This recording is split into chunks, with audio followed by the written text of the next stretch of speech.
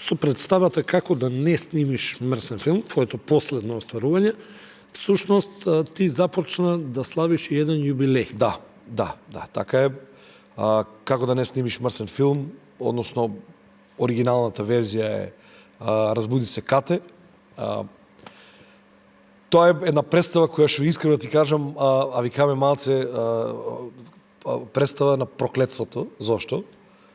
У кратки црти ќе ви кажам. Почнаме да ја спремаме, фана короната, а прекинаме. После 10 проби.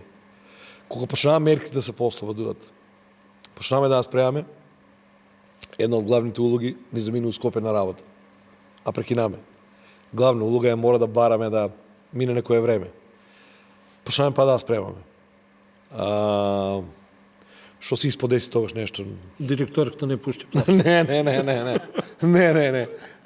Нешто пак беше нешто поврзано со рестрикциите на се дојде до онаа нели едно седиште, две седишта празни, едно седиште, две седишта празни и така натаму. Рекоме пак ајде ќе направиме да секи конечно за да биде работа, а почнаме представата. Како почнаме представата?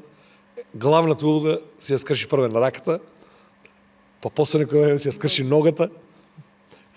Ама сепак, еве.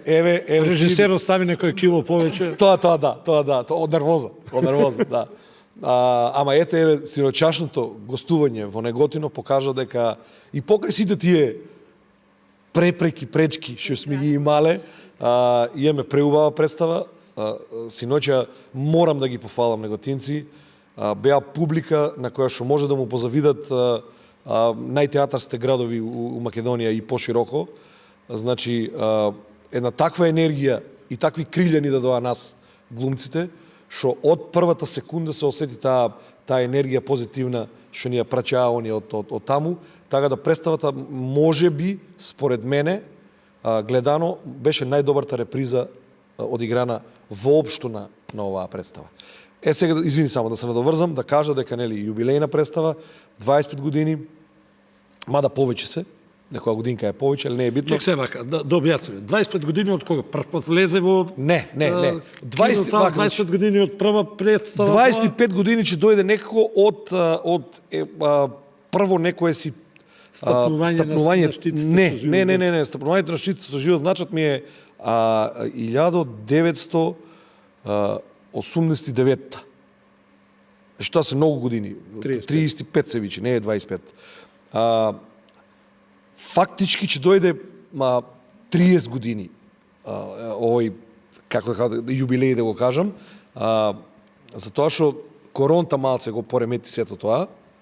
И сега да не биде проектот што го аплицираме беше така и да не го менјаме, си остана 25 години, а иначе се 30 години од првата целовечерна представа или првата наводно главна улога што сум одиграл на вијаштици. Представата беше Мили Снајки.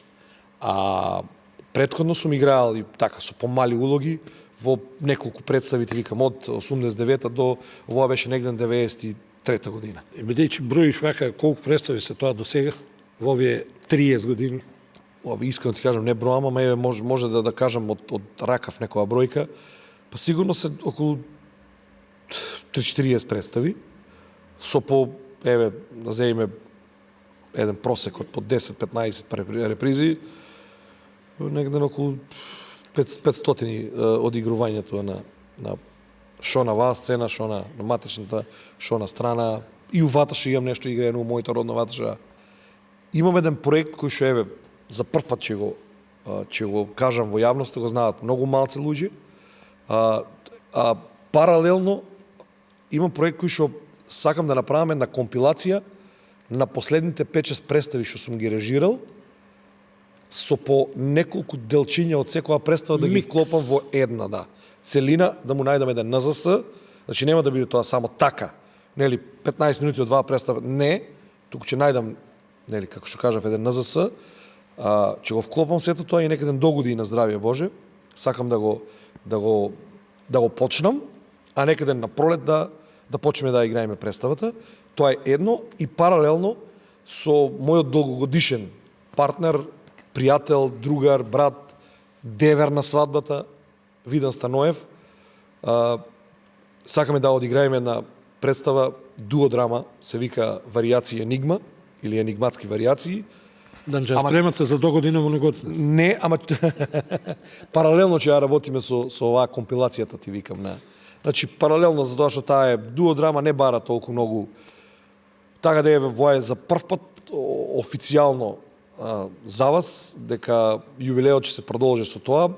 Ќе има една мини изложба на мои фотографии, нешто плакати ако нешто соберам, некоја монографичка, ако сакам да ми направи директорката Арно, ако не Арно. И тоа е тоа. Само сакам да кажам дека ме радува фактот што театарот полека живнува и се враќа на оние патеки кои што некогаш јас ги памтам какви беа. И ме радува што доаѓаат, еве, на последната наша представа на колешката Микица Илова по Кондирина Тиква, има млади дечки, 5-6 кои што се желни, со полн елан за работа, и тоа е тоа што ме радува. Значи, јас и Боцев, и Малинков, и Микица, и тука ќе го ставаме и Видан, да го пренесиме сето тоа на тие што треба да го пренесиме, па за здравје Боже на натаму, па да одиме и чекор малце понапред.